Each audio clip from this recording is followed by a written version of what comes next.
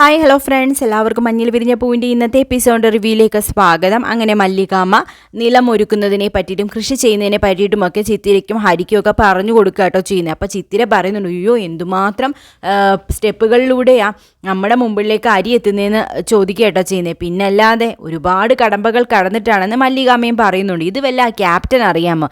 അവർക്കിതൊന്നും അറിഞ്ഞൂടാ, അവർക്ക് എപ്പോഴും കുറേ വാർ സിനിമ കാണണം, അത് മാത്രമേ ഉള്ളൂ എന്ന് പറയുക കേട്ടോ ചെയ്യുന്നത്. അപ്പോൾ ഉടനെ തന്നെ മല്ലികാമ്മ പറയുന്നുണ്ട്, അതും വേണം ഇതും വേണം, ജയ് കിസാൻ ജയ് ജവാൻ ജയ് കിസാൻ എന്നാണല്ലോ പറയുന്നത് എന്നിങ്ങനെ മല്ലികാമ്മ പറയാട്ടോ ചെയ്യുന്നത്. അപ്പോൾ ഉടനെ തന്നെ നിങ്ങൾ കളിച്ചോന്നും പറയുന്നുണ്ട്. അങ്ങനെ ഹരിയും ചിത്തിരയും കൂടെ അവിടെ നിന്ന് വീണ്ടും വെള്ളത്തിൽ കളിച്ചുകൊണ്ടിരിക്കുക കേട്ടോ ചെയ്യുന്നത്, പാടത്തിറങ്ങി. പിന്നീടാണ് ശംഖു വന്നിട്ട് ചോദിക്കുകയാണ് ക്യാപ്റ്റൻ്റെ അടുക്ക്, ഇന്ന് ഞാനൊരു പായസം ഉണ്ടാക്കിയുള്ളൂ, നിങ്ങൾക്ക് ഷുഗർ അല്ലേ മനുഷ്യ, പിന്നെ നിങ്ങൾ പായസം ഉണ്ടാക്കിയാൽ നന്നായിരിക്കും, ഷുഗർ ഉള്ളവരാണോ പായസം കഴിക്കുന്നതെന്ന് പറയാട്ടോ ചെയ്യുന്നത്. പെട്ടെന്നാണ് കേട്ടോ ക്യാപ്റ്റൻ്റെ ഫോണിലേക്ക് ആ മെസ്സേജ് വരുന്നത്. അത് കാണുമ്പോഴത്തേക്കും ക്യാപ്റ്റൻ അങ്ങ് വാ പൊളിക്കാട്ടോ ചെയ്യുന്നത്. എന്ത് പറ്റി രേണു ചോദിക്കുന്നു. ചിത്തിര ഇന്ന് സ്കൂളിൽ ചെന്നിട്ടില്ല, അതാ ചിത്തിര ആബ്സെൻ്റ് ആണ്, ചിത്തിരയുടെ സ്കൂളിൽ നിന്ന് മെസ്സേജ് വന്നു എന്ന് പറയാട്ടോ ചെയ്യുന്നത്. ആബ്സെൻറ്റോ? പിന്നെ ചിത്തിര എവിടെ പോയി? അതാണ് എനിക്കും അറിയേണ്ടത്. ശംഖു പോയി ആ ഡ്രൈവറോട് ഇങ്ങോട്ട് വരാൻ പറ, ചിത്തിര എവിടെ പോയെന്ന് അയാളെ കൊണ്ട് ഞാൻ പറയിപ്പിക്കുമെന്ന് പറയാട്ടോ ചെയ്യുന്നത്. പിന്നീട് ഡ്രൈവറെ വിളിച്ചുകൊണ്ട് വരുന്നുണ്ട്. ഡ്രൈവറെ കൈയോടെ പൊക്കി ചോദിക്കാട്ടോ ചെയ്യുന്നത് ക്യാപ്റ്റൻ, ചിത്തിര എവിടെ പോയി? ചിത്തിര സ്കൂളിൽ ചെന്നിട്ടില്ല എന്ന് മെസ്സേജ് വന്നിട്ടുണ്ടല്ലോ, നീ ചിത്തിര എവിടെയാണ് കൊണ്ട് ഇറക്കി വിട്ടിയെന്ന് മര്യാദയ്ക്ക് പറഞ്ഞു എന്ന് പറയാട്ടോ ചെയ്യുന്നത്. അപ്പോൾ ഉടനെ തന്നെ ഡ്രൈവർ ഉള്ള കാര്യം ഉള്ളതുപോലെ പറയാട്ടോ ചെയ്യുന്നത്. അയ്യോ മാഡം, ഞാൻ ചിത്തിര സ്കൂളിലേക്ക് കൊണ്ടുപോകുന്ന വഴിക്ക് ഇടയ്ക്ക് വെച്ച് ചിത്തിര ഇറങ്ങിയെന്ന് പറയുന്നു. ഇറങ്ങിയെന്നോ? അപ്പോൾ ഉടനെ തന്നെ ആ ആയ ഉണ്ടായിരുന്നു കൂടെയെന്ന് പറയാട്ടോ ചെയ്യുന്നത്. കണ്ടോ ശംഖു, നടക്കുന്ന കാര്യങ്ങൾ കണ്ടോ? അപ്പോൾ ഉടനെ തന്നെ ഇന്ന് നിന്റെ ജോലി തെറിക്കുമെടാ, കാര്യം നീ ഇവിടുത്തെ ജോലി ചെയ്യാൻ പറഞ്ഞിട്ട് മര്യാദയ്ക്ക് ചെയ്യാതെ കൊച്ചിനെ കൊണ്ടുപോയി കണ്ടെടുത്ത് ഇറക്കി വിട്ടിരിക്കുന്നു, ഇനി ഒരു മാപ്പില്ല എന്ന് പറയാട്ടോ ചെയ്യുന്നത്. അപ്പോൾ ഉടനെ ഡ്രൈവർ കാല് പിടിച്ച് പറയുന്നുണ്ട്, യോ മാഡം അങ്ങനെ ചെയ്യരുത്, ഞാനിത് പറയാൻ വേണ്ടി തന്നെ ഇരുന്നത്, മാഡം പുറത്തേക്കൊന്നും വരാത്തത് കൊണ്ടാണ് ഞാനിത് പറയാൻ താമസിച്ചു പോയത്. താമസിച്ചു എന്നുള്ളത് ശരി തന്നെയാണ്, എൻ്റെ ജോലിയിൽ നിന്ന് എന്നെ പറഞ്ഞു വിടരുത് എന്ന് പറയാട്ടോ ചെയ്യുന്നത്. അപ്പോൾ ശംഖു പറയുന്നുണ്ട്, ക്ഷമിച്ചേരെ രേണു, എന്തായാലും നമ്മൾ വിവരം അറിഞ്ഞില്ലേന്ന് പറയുന്നു. എന്തായാലും ഇപ്പോൾ താൻ പൊക്കോ, പക്ഷേ താൻ രക്ഷപ്പെട്ടു എന്ന് വിചാരിക്കേണ്ട, ഇനി മേലെ ഇമാതിരി പരിപാടി വല്ലതും കാണിച്ചാലുണ്ടല്ലോ തൻ്റെ ജോലിയിൽ നിന്ന് ഞാൻ തന്നെ തെറിപ്പിക്കുക തന്നെ ചെയ്യുമെന്ന് പറയാട്ടോ ചെയ്യുന്നത്. എന്നാലും ഈ ചിത്തിര എവിടെ പോയി കാണുമെന്ന് ചോദിക്കാട്ടോ ചെയ്യുന്നത് ശംഖു. അപ്പോൾ ഉടനെ തന്നെ എനിക്കറിയാം എവിടെ പോയിട്ടുണ്ടാകുന്നത്, പാടം കാണാൻ പോയി കാണുള്ളൂ. പാടം കാണാനോ? ഇവിടെയുള്ള എല്ലാ പാടങ്ങളിലും നമുക്ക് പോയി അന്വേഷിക്കണം, ഇങ്ങനെ വിട്ടാൽ പറ്റില്ല, എനിക്ക് അവരെ കൈയോടെ പിടിക്കണമെന്ന് പറയാട്ടോ ചെയ്യുന്നത് ക്യാപ്റ്റൻ.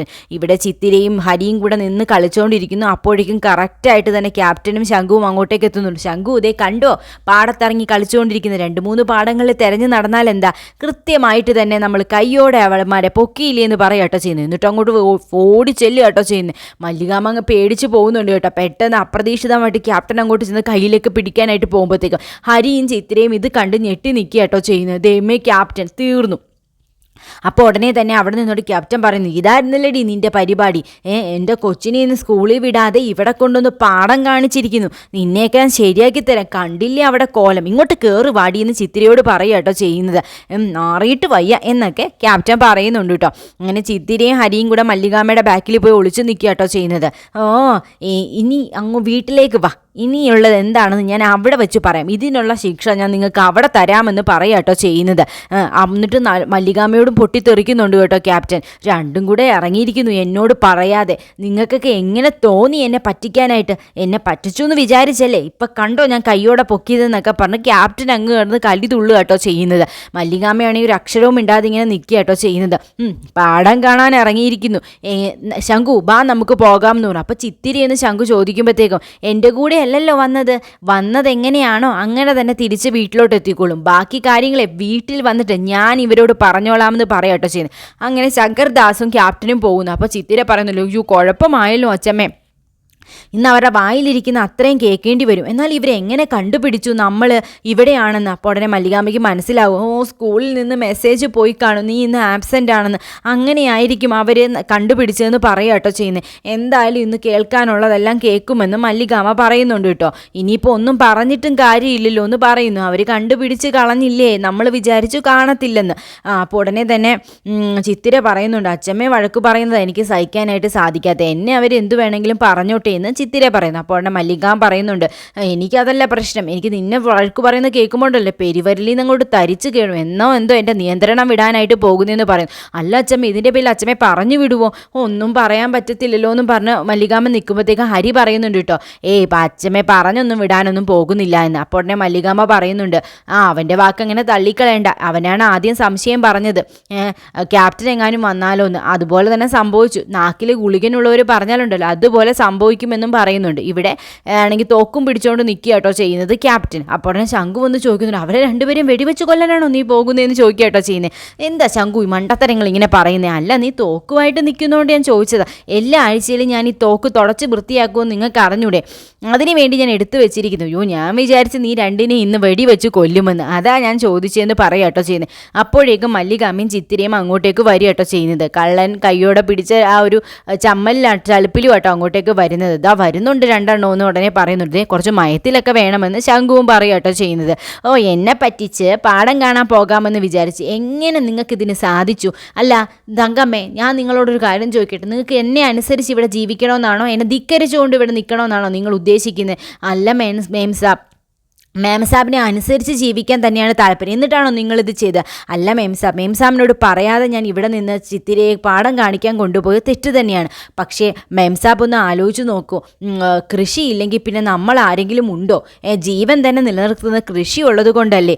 അല്ലെങ്കിൽ നമ്മൾ കണ്ടിട്ടില്ലേ ഒരു നല്ല മനോഹരമായൊരു പാൽ പാക്കറ്റ്, എത്ര പേരുടെ അധ്വാനമാണ് അതിൻ്റെ പിന്നിലുണ്ടെന്ന് അറിയാമോ? ക്ഷീര കർഷകരുടെ എത്ര പേരാണ് അതിന് പിന്നിൽ ഉറക്കമുളച്ച് പണി ചെയ്യുന്നത്.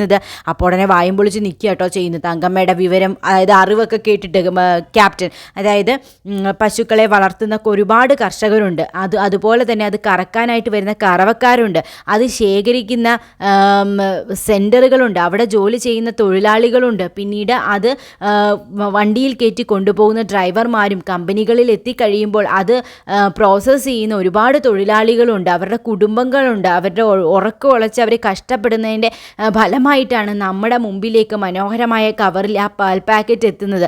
പക്ഷെ നമ്മൾ അതിന് പിന്നിലുള്ള അധ്വാനത്തെ പറ്റി ചിന്തിക്കുന്നില്ലല്ലോ എന്നൊക്കെ പറയുക കേട്ടോ ചെയ്യുന്നത്. അപ്പം മാഡത്തിന് അറിയാമല്ലോ, ജയ് ജവാൻ ജയ് കിസാൻ എന്നാണല്ലോ, അത് പൂർത്തിയാകണമെങ്കിൽ ജയ് കിസാനും എന്നും വിളിക്കേണ്ടേ, എന്നാലല്ലേ ജയ് ജവാൻ എന്നുള്ളത് പൂർത്തിയാകത്തുള്ളൂ. ഇതൊക്കെ കേൾക്കുമ്പോഴത്തേക്കും കണ്ണും തള്ളി നിൽക്കുക കേട്ടോ ചെയ്യുന്നത് ക്യാപ്റ്റൻ. ഇവർ പറയുന്നത് ശരിയാണല്ലോ, തങ്കമ്മ വിചാരിച്ച പോലെ ഒന്നുമല്ല. അപ്പോൾ ഉടനെ മല്ലികാമ്മ ചോദിക്കുന്നു, ഞാൻ അകത്തേക്ക് പൊയ്ക്കോട്ടെ മാഡം എന്ന് ചോദിക്കുന്നു. പൊയ്ക്കോ എന്ന് പറയാം. അപ്പോൾ ചിത്തിരി ചോദിക്കും, ഞാനും പൊയ്ക്കോട്ടെ? പൊയ്ക്കോ എന്ന് പറയാം.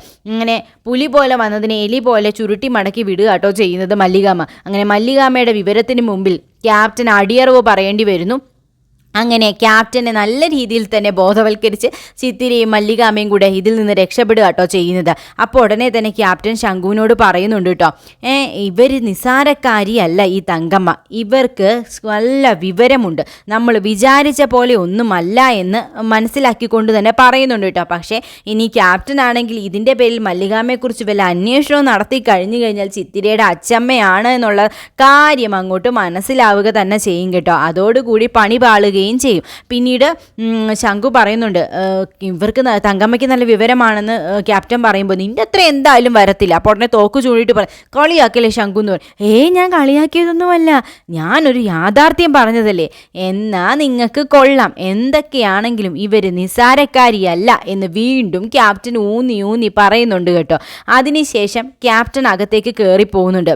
വരട്ടെ നോക്കട്ടെ എന്നുള്ളൊരു ഭാവത്തിലാണ് പോകുന്നത്. പിന്നീട് കാണിക്കുന്ന നായിക്കിനെയാണ്. നായിക്ക് പ്രതിഭയെ വിളിച്ചു വരുത്തുന്നു. ഒരു സന്തോഷ വാർത്ത പറയുന്നതിന് വേണ്ടിയിട്ടാട്ടോ വിളിച്ചു വരുത്തുന്നത്. പ്രതിഭ ഓടി വരിക കേട്ടോ ചെയ്യുന്നത്. പ്രതിഭയോട് പറയുന്നു, നമ്മൾ ഇത്രയും നാളും കാത്തിരുന്ന മുഹൂർത്തം എത്തി, വിനയന് ജാമ്യം കിട്ടിയെന്ന് പറയുന്നു. ആണോ, എങ്ങനെ കിട്ടി എന്നുടനെ പ്രതിഭ ചോദിക്കുന്നുണ്ട്. പ്രോസിക്യൂഷൻ എതിർത്തില്ല ജാമ്യാപേക്ഷയ്ക്ക്, അതുകൊണ്ട് തന്നെ കിട്ടിയെന്ന് പറയാട്ടോ ചെയ്യുന്നത്. അതെങ്ങനെ സംഭവിച്ചു? പ്രോസിക്യൂഷന് വേണമെങ്കിൽ വാദിക്കാമായിരുന്നു, ജാമ്യം വിനയന് കൊടുക്കുവാണെങ്കിൽ തെളിവ് നശിപ്പിക്കുമെന്നും സാക്ഷികളുടെ മൊഴി മാറ്റുമെന്നുമൊക്കെ. പക്ഷേ പ്രോസിക്യൂഷൻ അങ്ങനെ വാദിച്ചില്ല, അങ്ങനെ പറയിപ്പിച്ചില്ല എന്ന് വേണം പറയാനെന്ന് പറയാട്ടോ ചെയ്യുന്നത് നായിക. അപ്പോൾ ഉടനെ തന്നെ പ്രതിഭ പറയുന്നുണ്ട്, വളരെ നന്ദിയുണ്ട് നായിക, ഈ സഹായം ഞാൻ ഒരിക്കലും മറക്കില്ല എന്ന് പറയട്ടോ ചെയ്യുന്നത്. ഇതൊക്കെ എൻ്റെ ഡ്യൂട്ടി അല്ലേ മാഡം എന്ന് പറയുന്നുണ്ട്. വിനയനെ ഞാൻ പോയി വിളിക്കണമെന്ന് ചോദിക്കും. ഇല്ല, വിനയൻ എത്തിക്കോളുമെന്ന് നായിക പറയുന്നു. അങ്ങനെ വിനയൻ ജാമ്യത്തിൽ ഇറങ്ങുന്നു. അങ്ങനെ കുറേ നാളിന് ശേഷം വിനയൻ വീണ്ടും രംഗപ്രവേശനം നടത്തുക കേട്ടോ ചെയ്യുന്നത്. വിനയൻ എന്തായാലും കഥയിൽ വേണം. വിനയൻ ഉണ്ടെങ്കിൽ ഒരു കൊഴുക്കത്തുള്ളൂ കഥ. അതാണ്, വില്ലനായിട്ടാണെങ്കിലും ഒരു കോമഡി ടച്ച് ആയിട്ടാണെങ്കിലും ഒക്കെ വിനയൻ കൊള്ളാം. പിന്നീട് വിനയൻ വരുമ്പോഴത്തേക്കും അമ്മയും അച്ഛൻ വന്നു എന്ന് പറഞ്ഞ് നിരഞ്ജന വിളിക്കുന്നു. അപ്പോൾ സോന ഇറങ്ങി വരുന്നുണ്ട് കേട്ടോ.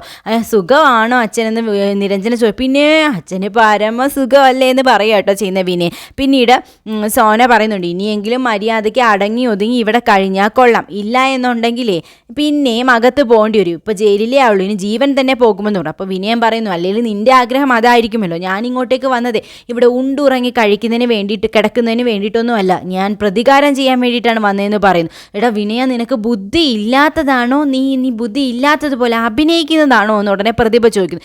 ഇപ്പം അതൊന്നും അല്ല വേണ്ടത്, നീ ഇപ്പം ജയിലിൽ കിടന്ന് തളർന്നു വന്നിരിക്കുകയാണ്, അതുകൊണ്ട് തന്നെ നീ കുറച്ച് ദിവസം ആഹാരമൊക്കെ കഴിച്ച് റെസ്റ്റ് എടുക്കാനായിട്ട് നോക്കുക.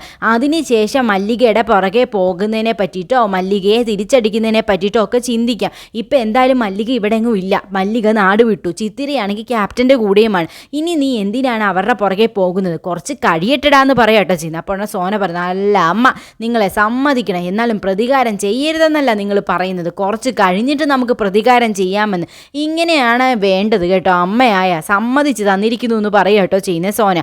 അപ്പോൾ ഉടനെ തന്നെ വിനയം പറയുന്നു, നിനക്ക് എന്താടി പ്രശ്നമെന്ന് ചോദിക്കുന്നു. എനിക്കൊരു പ്രശ്നവും ഇല്ല, നിങ്ങൾ മര്യാദയ്ക്ക് ജീവിച്ചാലുണ്ടല്ലോ നിങ്ങൾക്ക് കൊള്ളാം, നിങ്ങൾക്കൊരു ഭാര്യ ഉണ്ടെന്നോ നിങ്ങൾക്ക് അതിനൊരു മകളുണ്ടെന്നോ ഒക്കെ നിങ്ങൾ ചിന്തിക്കണം, അല്ല എന്നുണ്ടെങ്കിലേ ഇനി ജീവനായിരിക്കും നഷ്ടപ്പെടാനായിട്ട് പോകുന്നത് എന്നും പറഞ്ഞുകൊണ്ട് നിരഞ്ജനയും വിളിച്ചുകൊണ്ട് സോന അകത്തേക്ക് പോകുന്നു. പിന്നീട് പ്രതിഭ പറയുന്നുണ്ട് കേട്ടോ, എടാ അവളെ ഞാൻ സപ്പോർട്ട് ചെയ്യാമെന്ന് വിചാരിക്കരുത്, അവൾ പറഞ്ഞതിലും കാര്യമുണ്ട്. ഇപ്പം മല്ലികയുടെ പുറകെയല്ല നമ്മൾ പോകേണ്ടത്, നമുക്ക് നഷ്ടപ്പെട്ട മുഖ്യമന്ത്രി കസേര തിരിച്ചു പിടിക്കുന്നതിനെ പറ്റി ചിന്തിക്കുകയാണ് വേണ്ടത്.